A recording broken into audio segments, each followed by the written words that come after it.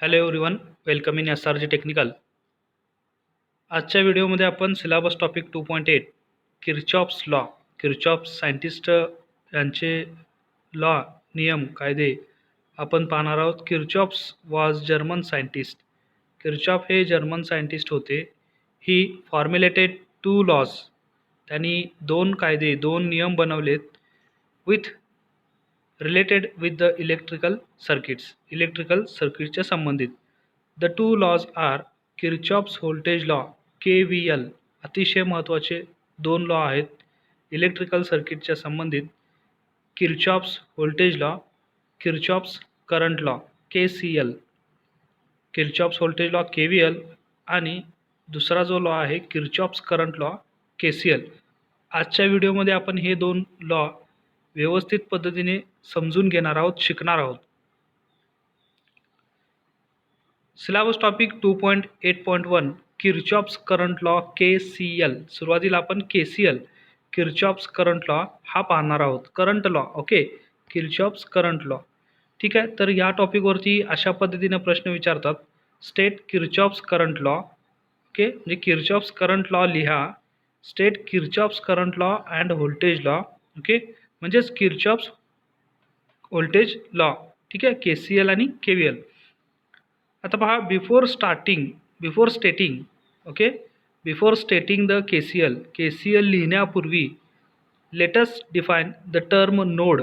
Node म्हणजे काय किंवा जंक्शन म्हणजे काय हे माहीत असणं गरजेचं आहे. ओके, जंक्शन म्हणजे काय पहा. Junction is defined as the common point in a network at which 2 or more branches meet. Okay, एक कॉमन पॉईंट असतो नेटवर्कमधला, सर्किटमधला, की जिथे 2 किंवा 2 पेक्षा जास्त शाखा भेटतात, ब्रांचेस भेटतात, मीट होतात, जॉईंट होतात, कनेक्ट होतात. ओके, अशा पॉईंटला, अशा नोडला आपण काय म्हणणार आहोत, जंक्शन. ओके, मग हे KCLमध्ये फार उपयोगाचं आहे. Okay, the concept of node और junction will become clear if you refer figure 2.8.1. जर का आपण फिगर 2.8.1 पाहिली तर आपल्याला जंक्शन किंवा नोड ही कन्सेप्ट पूर्णपणे क्लिअर होईल. इथे पाहू शकतो आपण फिगर 2.8.1 नोड्स और junctions in a given circuit. Nodes और junctions in a given circuit, ठीक आहे. आता हा नोड ए पहा, नोड ए आहे, नोड बी आहे. आता बी नोड का आहे, कारण तिथे ही एक ब्रांच, R2ची एक ब्रांच आणि R3ची एक ब्रांच, ओके, म्हणजे शाखा आहे, इथं भेटलेत. 2 पॉईंट तर भेटलेत ना, म्हणजे हा नोड झाला. 2 किंवा 2 पेक्षा जास्त हा पण नोड होऊ शकतो. इथे एक व्होल्टेज सोर्स आहे आणि इथे एक R1 रोधक आहे, तो इथे भेटलेत. ओके, म्हणजे हा पण एक जंक्शन होऊ शकतो, ठीक आहे. सर्वात मोठा जंक्शन नोड ए इथं दाखवला आहे, की जिथे सर्व ब्रांचेस भेटतात सर्किटचे. इकडे पहा, हा एक ब्रांच आहे, हा एक ब्रांच आहे, हा एक ब्रांच आहे, हा एक ब्रांच आहे. ओके, तसेच नोड सी आहे, की जिथे हे 3 ब्रांच भेटतात, R3, R6, R4. Node D आहे, की जिथे हा एक ब्रांच भेटतो संपूर्ण, हा R5 एक भेटतो, हा R4 एक भेटतो. ओके, हा जंक्शन आहे node D. A, B, C and D are the nodes or junctions in the given circuit, and R1, R2, R5 etc. are the branches.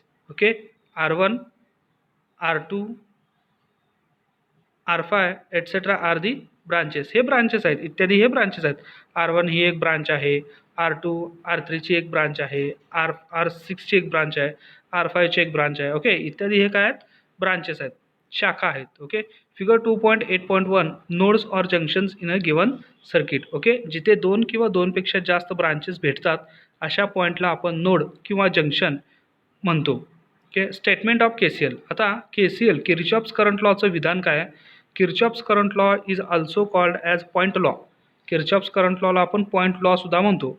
It states that, तो असं सांगतो की the sum of currents directed into any node in a circuit. Okay, एखाद्या सर्किटमध्ये कोणत्याही नोडकडे येणारे current, कोणत्याही नोडकडे येणारे करंट डिरेक्टेड इन टू असं म्हटलेलं आहे. ओके, सर्किटमध्ये कोणत्याही नोडकडे, जंक्शनकडे येणारे current is equal to the sum of.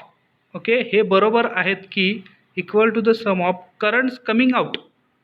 Currents coming out म्हणजे ज्याच्यातून बाहेर पडणे, currents coming out of the same node. Okay, त्याच नोडमधून बाहेर पडणाऱ्या करंटच्या बेरजे इतका असतो, बरोबर असतो.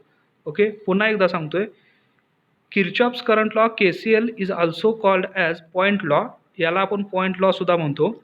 इट स्टेट दॅट, तो असं लिहितो की, तो असं सांगतो की द सम ऑफ करंट्स, सम म्हणजे बेरीज. ओके, नोडकडे येणाऱ्या करंटची बेरीज, कोणत्याही नोडकडे येणाऱ्या करंटची बेरीज म्हणजे सर्किटमधल्या कोणत्याही नोडकडे येणाऱ्या करंटची बेरीज ही इक्वल असते, म्हणजे बरोबर असते, समान असते. कोणाच्या? The sum of the currents coming out of the same node. Okay, त्याच नोडपासून बाहेर पडणाऱ्या करंटच्या बेरजे इतका. ओके, मग ते एक करंट असतील, दोन करंट असतील, मे बी 3 करंट असतील. ओके, नोडकडे येणाऱ्या करंटची बेरीज बरोबर नोडपासून निघणाऱ्या करंटची बेरीज किंवा नोड सोडणाऱ्या करंटची बेरीज. ओके, इथं दिलेलं आहे summation node N currents entering node N. Okay, node N हा आहे असं समजा. ओके, करंट्स एंटरिंग यांची समेशन घ्यायची आहे. हा समेशनचा सिम्बॉल आहे. समेशन म्हणजे बेरीज करायची आहे. जितके काही करंट्स त्या नोड एनकडे येतील त्यांची बेरीज डाव्या बाजूला बरोबर चिन्हमध्ये. Okay, summation node N currents coming out of node N. Okay, node N पासून आउट ऑफ म्हणजे बाहेर पडणाऱ्या करंटची बेरीज. समेशन म्हणजे बेरीज. Okay, this can be stated in a slightly different way as, हे जरा वेगळ्या पद्धतीने असं सांगू शकतो की the total sum of all the branch currents in a parallel circuit must be exactly equal to the source current. Okay, म्हणजे सर्व ब्रांचेसच्या करंटची बेरीज हे सोर्स करंट इतके असते. हे जरा वेगळ्या पद्धतीनं सांगितलेलं आहे. Or the algebraic sum of all the currents, algebraic sum of म्हणजेच गणिती बेरीज. Okay, the algebraic sum of all the currents entering or living. Okay, algebraic sum of all the currents entering म्हणजे येणारे, ऑर लिव्हिंग म्हणजे सोडणारे, नोडकडे येणारे आणि नोडला सोडणारे currents हे काय आहेत? Must be equal to 0. हे झिरोच आहेत, कारण दोन्ही बरोबर असतील तर सर्व टर्म इकडे लेफ्ट हँड बाजूला किंवा राईट हँड बाजूला घेतले तर बरोबर चिन्हाच्या पलीकडे जो उरणार आहे तो शून्यच उरणार आहे. ओके, पहिलं विधान हे लक्षात ठेवा की नोडकडे येणाऱ्या करंटची बेरीज बरोबर नोडपासून निघणाऱ्या करंटची बेरीज. ओके, यालाच आपण किर्चॉफ्स करंट लॉ म्हणतो. ओके, पुन्हा एकदा सांगतोय, Kirchhoff's current law also states that, Kirchhoff's current law is also called as point law. It states that the sum of currents directed into any node in a circuit is equal to the sum of currents coming out of the same node. Okay, explanation. Consider a junction where 4 branches are meeting. एक junction घ्या की जिथे 4 branches भेटतात. As shown in figure 2.8.2, currents entering the node are I1 and I2.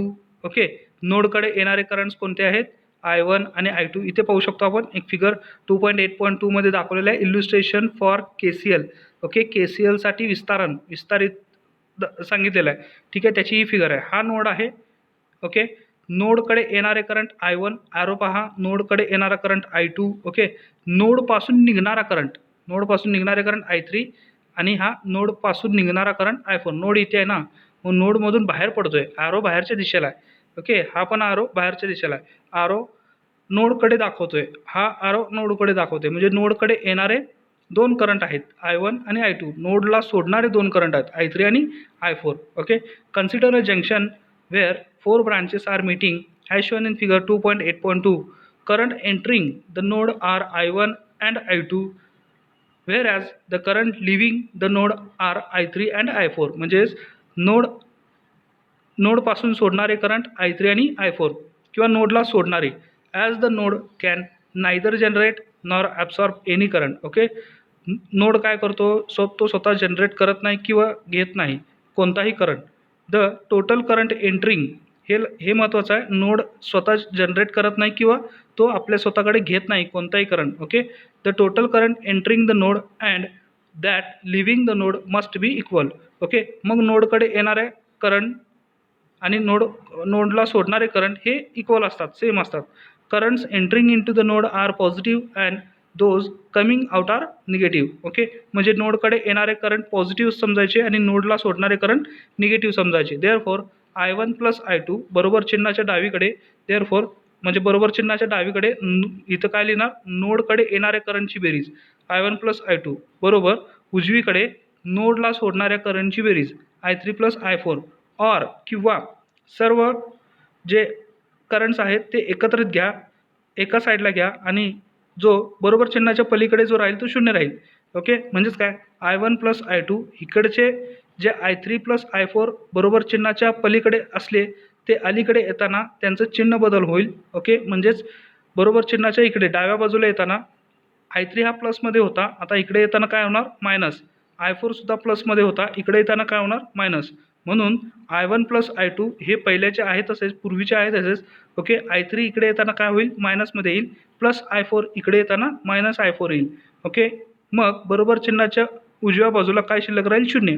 Okay, note that हे लक्षात ठेवा positive sign is given to the currents coming to the node. Okay, हे लक्षात ठेवा की पॉझिटिव्ह जे चिन्ह आहे ते आपण नोडकडे येणाऱ्या करंटला देतो and negative sign is assigned to the currents going away from the node.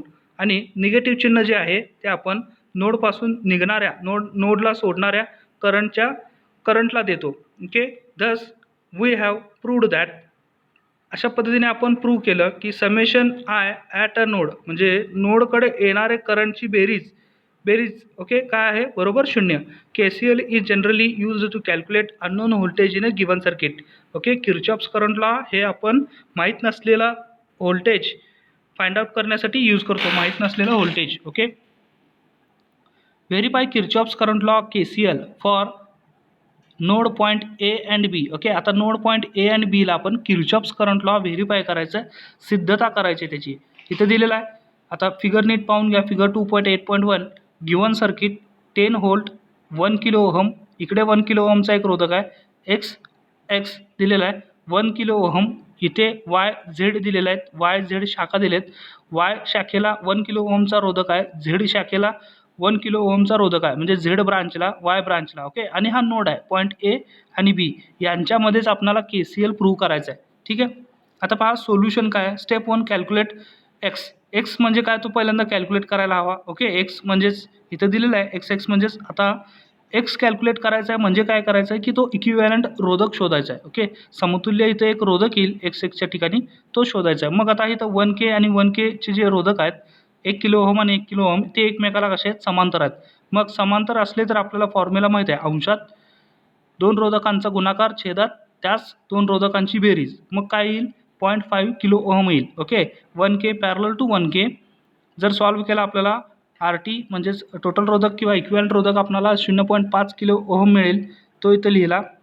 ठीक आहे, इथे पाहू शकतो. मग हा आपण 0.5 किलो ओहम इक्विव्हॅलंट रेझिस्टन्स जो फाइंड आउट केला होता तो ह्या 1 किलो ओहमच्या आणि या 1 किलो ओहमच्या सिरीजमध्ये. ओके, म्हणजे हे तीन रोधक कसे आहेत सिरीजमध्ये आहेत, म्हणजे 1K plus 0.5K plus 1K, 1K plus 0.5K plus 1K 2.5K झालं. ओके, ठीक आहे. मग आता पहा व्होल्टेज सोर्स 10 व्होल्टचा आहे तसाच आहे, आपल्याला टोटल रोधक पण मिळाला 2.5 किलो ओहमचा. ठीक आहे, from figure 2.8.1b RT equals to 2.5 kilo ohm. Okay, total रोधक किती मिळाला 2.5 kilo ohm. Therefore current X equals to 10 volt divided by RT. Current X जो आहे तो 10 व्होल्ट छेद टोटल रोधक R. कारण ओहम्स लॉनं जर पाहायला गेलं तर I इक्वल्स टू V/R हा बेसिक फॉर्म्युला आहे ओहम्स लॉचा. मग अंशात जे आहे ते व्होल्टेज येईल, व्होल्टेज दिलेलं आहे सर्किटमध्ये 10 व्होल्ट छेद रोधक जो आहे तो आपण आत्ताच फाइंड आउट केलेला 2.5 किलो ओहमचा टोटल रोधक तो छेदात लिहिला. ठीक आहे, अंशात 10 आहे छेदात 2.5K आहे. सॉल्व्ह केल्यानंतर आपल्याला काय मिळेल 10 डिवायडेड बाय 2.5 किलो ओहम. आता हे किलोचं काय झालेलं आहे कन्वर्जन झालेलं आहे मिलीमध्ये. ओके, किलो हे छेदात असल्यामुळे किलोचा अर्थ काय की गुणिले 10चा तिसरा घात, गुणिले 10चा तिसरा घात, हजारची क्वांटिटी. ओके, मग आता ही अंशात जाताना काय होणार वजा होणार, म्हणजेच 4 गुणिले 10चा वजा तिसरा घात. ओके, म्हणजेच 4 मिली एम्पियर हे आपल्याला करंट मिळाला. ठीक आहे, आता step 2 calculate currents Y and Z, calculates current Y and Z. सर्किटमध्ये दाखवलेले वाय आणि झेड हे करंट कॅल्क्युलेट करायचे आहेत. Refer figure P2.8.1c and use principle of current division between parallel resistors to write. आता इथे काय केलं आहे, करंट डिव्हिजन फॉर्म्युला इथं यूज केला आहे. ओके, करंट डिव्हिजन फॉर्म्युला इथं यूज करायचा आहे. ठीक आहे, आता वाय ह्या शाखेतून जाणारा करंट किंवा वायच करंट आपल्याला फाइंड आउट करायचा आहे, Y current. Okay, Y equals to 1K छेद 1K प्लस 1K. आता हे काय केलं आहे, करंट डिव्हिजन फॉर्म्युला यूज केला आहे. आता इथं दिसताना जरी सेम रोधकाची व्हॅल्यू जरी दिसत असली तरी काय असणार आहे पहा, करंट डिव्हिजन फॉर्म्युला मी अत्यंत महत्त्वाचं सांगतोय. करंट डिव्हिजन फॉर्म्युला कसा घ्यायचा, ओके, अंशात कोणती बाजू घ्यायची आणि छेदात कोणती बाजू घ्यायची, सगळ्यात महत्त्वाचा आहे करंट डिव्हिजन फॉर्म्युला. हा जर फॉर्म्युला जर आपल्याला प्रॉब्लेम सॉल्व्ह करताना जर लक्षात राहिला तर आपण कोणतेही सर्किट्स असू दे सॉल्व्ह करू शकतो. Current division formula. ओके, अंशात कोणती टर्म येणार पहा, अंशात कोणती टर्म, ज्या ब्रांचमधून आपणाला करंट फाइंड आउट करायचा नाही, ज्या ब्रांचमधून आपणाला करंट फाइंड आउट करायचं नाही त्या ब्रांचचा रोधक अंशात येईल, त्या ब्रांचचा रोधक अंशात. मग छेदामध्ये सर्व ब्रांचच्या रोधकांची बेरीज, म्हणजे हे दोन जे ब्रांच आहेत पॅरलल, म्हणजे जिथं करंट डिव्हिजन होणार आहे त्या रोधकांची इथं बेरीज छेदात येईल. ओके, हे लक्षात ठेवा. आपण वाय ब्रांचमधून जाणारा करंट फाइंड आउट करतोय करंट डिव्हिजन फॉर्म्युल्याने. ओके, तो वाय ब्रांचच्या रोधक घ्यायचा नाही अंशात. ओके, ज्या ब्रांचमधून आपल्याला करंट फाइंड आउट करायचा आहे ना तो घ्यायचाच नाही, त्याच्यावेळी दुसरा घ्यायचा. ओके, म्हणजे आता इथं समजा 1 किलो ओहम आणि 2 किलो ओहम असतं तर अंशात 2 किलो ओहम आला असता. ओके, लक्षात येते का, कारण आपण वायमधून जाणारा करंट फाइंड आउट करतोय. ओके, मग जो शिल्लक राहतोय त्या ब्रांचमधील रोधक इथं अंशात घ्यायचा. Okay, Y equals to 1K छेद 1K plus 1K into x आत्ताच आपण फाइंड आउट केला. एक्स किती होता, 4 मिली एम्पियर. ओके, मग तो इथं घेतला. मग एक्स छेद 2 आलं कारण 1 प्लस 1 2 झाला. ओके, मग एक्स किती आहे, 4 मिली एम्पियर, म्हणजे 4 छेद 2 म्हणजे 4 छेद 2 मिली एम्पियर हा वायचा करंट झाला. ओके, तसंच झेडचा करंट, झेडसाठी पण करंट डिव्हिजन फॉर्म्युला यूज करत असताना ज्या ब्रांचमधून जाणारा करंट आपल्याला फाइंड आउट करायचा त्या ब्रांचचा रोधक घ्यायचा नाही, त्याच्या दुसऱ्या ब्रांचचा रोधकाची व्हॅल्यू जी आहे ती अंशात लिहायची. ओके, 1K प्लस, मग छेदात राहिलेले छेदात दोन रोधक जे आहेत त्यांची बेरीज घ्यायची. ओके, 1K छेद 1K plus 1K dot total current x into total current x घेतला. एक्स किती आहे, 4 मिली एम्पियर. तो किती येईल पहा, गुणाकारात असल्यामुळे तो अंशातच येईल. 4 भागिले 2 एक्स भागिले 2 बरोबर 2 milli ampere. Okay, expression number 3. अशा पद्धतीने आपण वाय आणि झेड दोन्ही कॅल्क्युलेट केले आणि एक्स पण कॅल्क्युलेट केला. आता स्टेप 3 मध्ये किर्चॉफ्स करंट लॉ व्हेरीफाय करायचा आहे. Kirchhoff's current law at node A, नोडकडे येणारे करंट कोणते आहेत पहा, current entering equals to X equals to 4 milli ampere. Okay, total current X हा 4 मिली एम्पर नोडकडे येतोय. करंट लिव्हिंग ओके, नोडला सोडणारे करंट, इथे पहा ए हा नोड आहे, नोडकडे येणारा करंट एक्स आहे, नोडपासून सोडणारे करंट 2 आहेत, वाय आणि झेड. ओके, मग current leaving equals to Y plus Z, त्यांची बेरीजच घ्यायची, Y plus Z equals to 2 milli ampere plus 2 milli ampere equals to 4 milli ampere. Okay, current entering X equals to total current leaving Y plus Z, हे दोन्ही काय आहेत, बरोबर आहेत. म्हणजेच इथं काय झालं, दस KCL is verified at node ए, म्हणजे नोड ए कडे किर्चॉफ्स करंट लॉ हा सिद्ध झाला, सिद्धता त्याची झाली. ॲट नोड बी, आता नोड बी कडे similarly at node B total current entering, म्हणजे टोटल जो करंट एंटर होतोय नोड बी कडे equals to Y plus Z equals to 2 plus 2. इथे पहा नोड बी कडे हे दोन करंट येत आहेत, वाय पण येतोय आणि झेड पण येतोय वरून. ओके, नोड बी कडे total current entering Y plus Z त्यांची बेरीजच करायची आहे. 2 plus 2 4 milli ampere and total current leaving, आणि हा total current leaving X leave होतोय. ओके, एक्स हा लिव्ह होतोय, सोडतोय ब्रांचला, नोडला बी या नोडपासून एक्स हा बाहेर पडतोय, कमिंग आउट होतोय. ओके, ठीक आहे, म्हणून total current leaving equals to X equals to 4 milli ampere. The total current entering equals to total current leaving, म्हणजे येणाऱ्या करंटची बेरीज ही बरोबर आहे जाणाऱ्या करंटची बेरीज इतक्या. Okay, therefore KCL is verified at node B as well, म्हणजेच नोड बी कडे सुद्धा KCL आपण काय केला, प्रूव्ह केला, सिद्ध केला. Okay, node based analysis, nodal analysis. आता नोड बेस्ड जे ॲनालिसिस आहेत, विश्लेषण आहेत, तो सिलेबस टॉपिक आहे node based analysis, nodal analysis. Summer 11 आणि समर 12 मध्ये या टॉपिकवरती प्रश्न विचारले होते. Normally this analysis is carried out to determine voltage at different nodes. Okay, हे जे नोडल ॲनालिसिस आहे ते नॉर्मली सामान्यतः वेगवेगळ्या जे नोड्स आहेत तेथील व्होल्टेज फाइंड आउट करण्यासाठी वापरतात.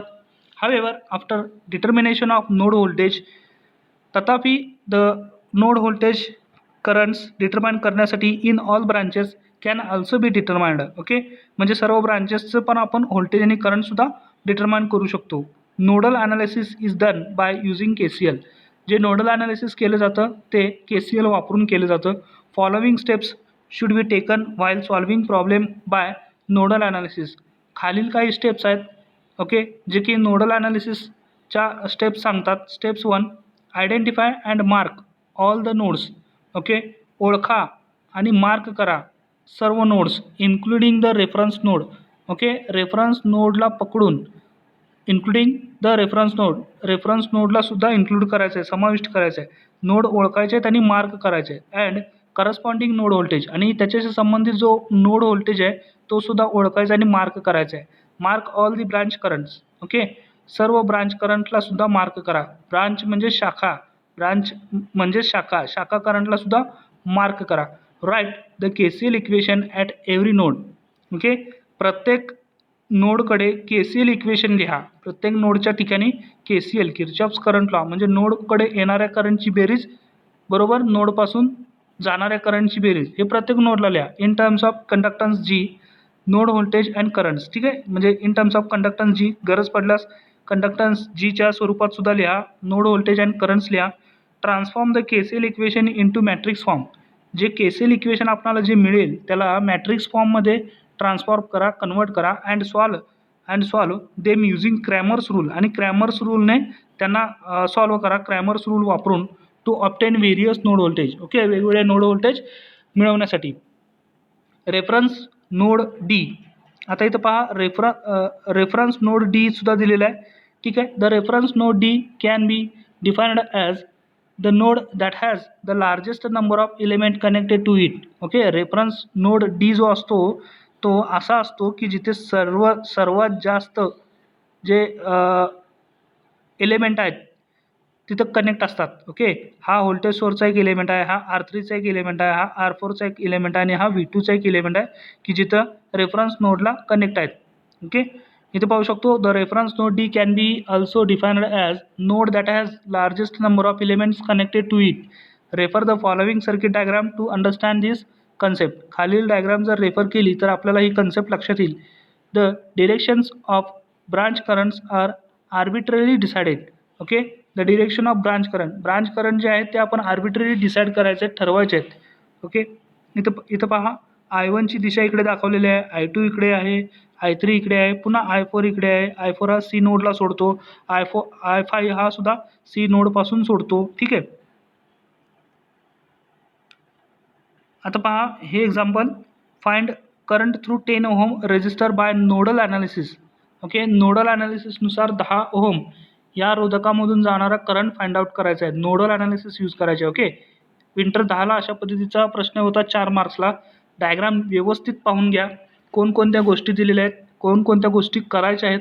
ओके, 9 व्होल्टचा व्होल्टेज सोर्स जो चिन्हांसोबत दिलेला आहे, 5 ओहमचा पण रोधक दिलेला आहे. ठीक आहे, 6 व्होल्टचा एक व्होल्टेज सोर्स इथे मध्येच दिला आहे, आणि 6 ओहम आहे, 4 ओहम आहे, 10 ओहम आहे. ओके, सर्व रोधक दिलेले आहेत. Solution step 1, mark node A, B and C. Okay, node ओळखायचे आहेत आणि मार्क करायचे आहेत, पहिली स्टेप आहे. मग नोड कुठे कुठे असणार आहेत? इथे एक नोड आहे A, इथे एक नोड आहे B, इथे एक नोड आहे C. ओके, हा नोड होऊ शकत नाही. कोणता? हा नोड. ओके, ठीक आहे, हा नोड होऊ शकतो, म्हणजे हा टोटलच नोड होऊ शकतो, कारण ते 9 व्होल्ट, 6 व्होल्ट आणि 10 व्होल्ट, याला आपण रेफरन्स नोडसुद्धा म्हणू. ओके, रेफरन्स नोड की जिथे सर्वात जास्त एलिमेंट्स कनेक्टेड आहेत. ठीक आहे, आपल्याला हा प्रॉब्लेम सॉल्व्ह करण्यासाठी पहिल्यांदा नोड ओळखायचे आहेत. नोड ओळखले, इथं हा नोड A होऊ शकतो, कारण ही एक ब्रांच 5 ओहम रोधकाची आणि 9 व्होल्ट व्होल्टेज सप्लायची एक ब्रांच मीट होते. हा नोड जो आहे point B, node B node आहे. ओके, इथे पुन्हा नोड सी आपणाला ओळखता येतो. ठीक आहे, अशा पद्धतीने नोड ओळखून मार्क केलेत स्टेप 1 मध्ये ए, बी आणि सी. तर नेक्स्ट स्टेप काय पहा, नेक्स्ट स्टेप त्या नोडचे जे करंट्स आहेत ते करंट्स मार्क केले, करंटची दिशा ठरवली. Okay, I1, I2 sorry I2 and I3. ठीक आहे, फाइंड व्ही बी. आता नोड व्होल्टेज फाइंड आउट करायचं आहे. ओके, बी हे नोड आहे, त्याचा व्ही बी फाइंड आउट करायचा आहे. तसंही आपणाला व्ही ए सुद्धा फाइंड आउट करता आला असता, पण व्ही ए डायरेक्ट इथे 9 व्होल्ट दिलेला आहे. ओके, पण व्ही बी का फाइंड आउट करतोय, कारण ही संपूर्ण टर्म त्याच्यामध्ये इन्क्लूड होते. ओके, व्ही बीच का फाइंड आउट करतोय, कारण इकडे पण ह्या संपूर्ण ब्रांच आपल्याला त्याच्यामध्ये पकडली जाते. ओके, पुन्हा आपण व्ही बीच का फाइंड आउट करतोय, कारण इकडून जे ब्रांच आहे ती सुद्धा इथे मिळते आपल्याला. ओके, म्हणून नोड व्होल्टेज व्ही बी तिथे मॅक्झिमम मिळू शकतो, म्हणून आपण node voltage V B find out करतोय. Apply KCL at node B, I3 equals to I1 plus I2. Okay, KCL इथं अप्लाय केला आपण बी पॉईंटकडे, KCL अप्लाय केला. नीट पहा, KCL म्हणजेच काय, नोडकडे येणारे करंटची बेरीज बरोबर नोडपासून निघणाऱ्या करंटची बेरीज. ओके, मग आता नोडकडे येणारे करंट कोणते आहेत, I1 येतोय, I2 येतोय. ओके, I1 एक येतोय आणि I2 एक येतोय. ठीक आहे, आणि नोडपासून निघणारा करंट कोणता, I3. मग येणाऱ्या करंटची बेरीज I1 प्लस I2 बरोबर जाणाऱ्या करंटची बेरीज I3. इथे पहा, I3 equals to I1 plus I2, परंतु I3 equals to VB upon 14. Okay, I3 काय असणार आहे, I3 म्हणजे हा I3 इकडे पहा, I3 आता इथे प्रॉब्लेममध्ये हां, ओके, एकच रोधक केलेला आहे 4 ओहम आणि 10 ओहम, हा 14 ओहम यांची बेरीज केली आहे सिरीजमध्ये असल्या कारणाने, आणि इथे हा 14 ओहम एकच लिहिलेला आहे. ओके, 10 ओहम कुठे गेला, 4 ओहम कुठे गेला. ओके, तर यांची बेरीज केली, सिरीजमध्ये आहेत ते. ओके, ठीक आहे, मग I3 फाइंड आउट करायचं ना. I3 काय असेल, VB म्हणजे VB म्हणजेच काय, नोड व्होल्टेज अंशात येईल, छेदात रोधक येईल, तो किती आहे, 14 ओहम. ओके, मग I1 काय असणार आहे, 9 मायनस VB छेद 5. आता 9 मायनस VB छेद 5. ओके, 9 हा व्होल्टेज सोर्स असेल, मायनस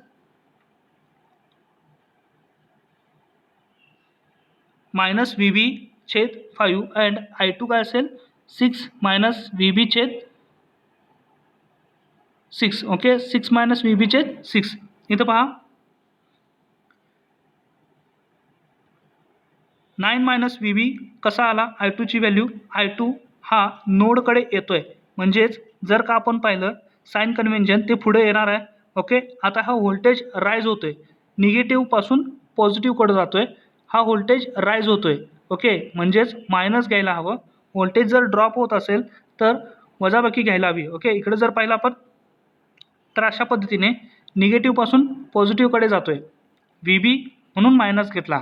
ओके, इथं पण परत काय होतं आहे, निगेटिव्हपासून प्लसकडे, म्हणजे बॅटरीचं जे निगेटिव्ह टोक आहे त्याच्यापासून बॅटरीच्या पॉझिटिव्ह टोकापर्यंत हा करंट प्रवाहित होतो आहे, म्हणून निगेटिव्ह घेतो आहे आपण. ओके, जे चिन्ह आहे ते पुढं तुम्हाला लक्षात येईल पुढच्या थेअरीमध्ये. ओके, म्हणून इथे पहा, I1ची value equals to 9 minus VB छेद 5 हा रोधक आहे. ओके, अँड आता हे 9 म्हणजेच काय, दिलेल्या बॅटरीचं सोर्स सर्किटमध्ये असणारा, वजा VB म्हणजेच नोड व्होल्टेज.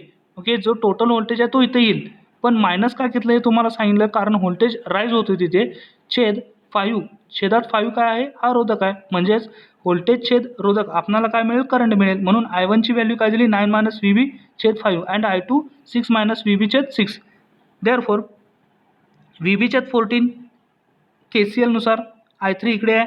ओके, नोडपासून जाणाऱ्या करंटची बेरीज बरोबर नोडकडे येणाऱ्या करंटची बेरीज, किंवा नोडकडे येणाऱ्या करंटची बेरीज बरोबर नोडपासून जाणाऱ्या करंटची बेरीज, तो एका बाजूला लिहिला बरोबर चिन्हाच्या अलीकडे, VB छेद 14 इक्वल्स टू 9 मायनस VB छेद 5 प्लस 6 मायनस VB छेद 6. ओके, म्हणजे यांची बेरीज केली I1 प्लस I2. इथं पहा, देअरफॉर VB आता इथं काय केलं, तिरकस गुणाकार केला आहे, या 6ने इकडच्या छेदातील 6ने इकडच्या अंशात गुणलंय, आणि इकडच्या छेदातील 5ने इकडच्या अंशात गुणलंय. ओके, आणि छेदाछेदांचा इथे गुणाकार केला. ठीक आहे, म्हणजे 6 into 9 minus VB plus 5 into 6 minus VB छेद 30. Okay, therefore VB upon 14 equals to 54. Okay 9 सक्क 54 हे गुणाकार केला आतमध्ये 6ने, ह्या 6ने आतमध्ये गुणलं प्रत्येकी पॉईंटला. ओके म्हणजे 9 सक्क 54 वजा 6b प्लस या 5ने आत गुणलं कंसात गुणले. ओके 6 पंचे 30 वजा 5vb. ओके छेद काय आहे 30 आहे. ठीक आहे. आता पहा हा 54 अधिक 30, 54 अधिक 30 84 एका बाजूला लिहिले वजा 6vb वजा 5vb वजा 11vb. ओके वजा 6vb वजा 5vb किती येणार वजा 11vb minus 6vb minus 5vb minus 11vb येईल. ओके 84 ही मोठी टर्म आहे म्हणून इकडे लिहिली वजा 11vb आला. छेदात 30 आहे तसाच 30 आहे तसाच.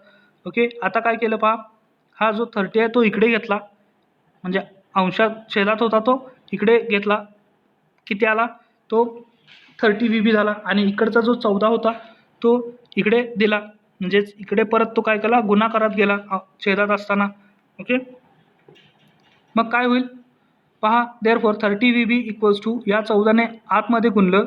Okay 30vb equals to 14 into 84 minus 11vb म्हणजे 14 ब्रॅकेटमध्ये गुणाकारात 84 वजा 11vb ह्या 14ने आतमध्ये कंसामध्ये प्रत्येक टर्मला गुणले प्रत्येक पॉईंटला गुणलं. त्यानंतर 1176 वजा 154vb आला. देअरफॉर vbची व्हॅल्यू किती आली मग vbची व्हॅल्यू किती आली पहा कारण हा 30vb आहे हा मायनस 154vb आहे.